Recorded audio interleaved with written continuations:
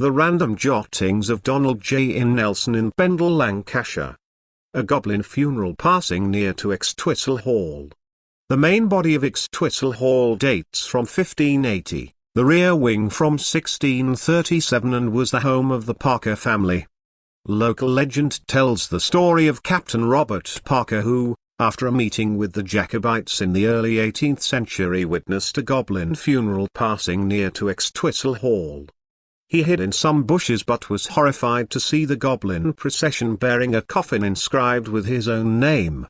He took this as a warning against siding with the Jacobites and withdrew his support, refusing to take any part in the failed uprising of 1715. Extwistle Hall is currently abandoned. Deep in the heart of the English countryside, nestled amongst rolling hills and dense forests, lies the long-abandoned Extwistle Hall. Once a grand estate and the home of the wealthy Parker family, it now stands as a crumbling, eerie relic of the past. As the sun began to set, casting long shadows across the overgrown gardens and cobbled courtyard, a strange procession approached the hall. It was a funeral procession, led by a group of small, green-skinned creatures, who marched solemnly towards the entrance, carrying a small coffin between them. Captain Robert Parker, a former resident of the hall, had long ago heard tales of the goblin funerals that occasionally passed through the area. But he had always dismissed them as mere superstition, the wild tales of country folk. As he watched the procession from the safety of the bushes, however, he realized that the legends were true. The goblins marched with a solemn purpose, their faces twisted in grief and determination. And as they drew closer, he saw that the name on the coffin was his own.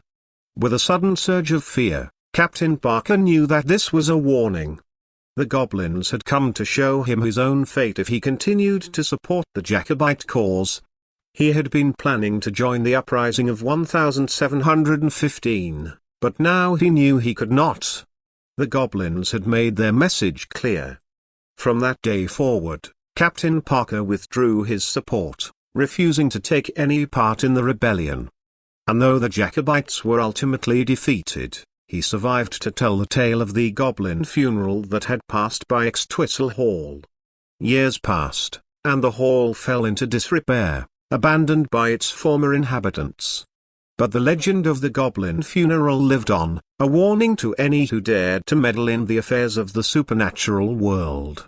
And though the goblins themselves were never seen again, their presence lingered, haunting the hall and its surrounding countryside for generations to come. By Donald J.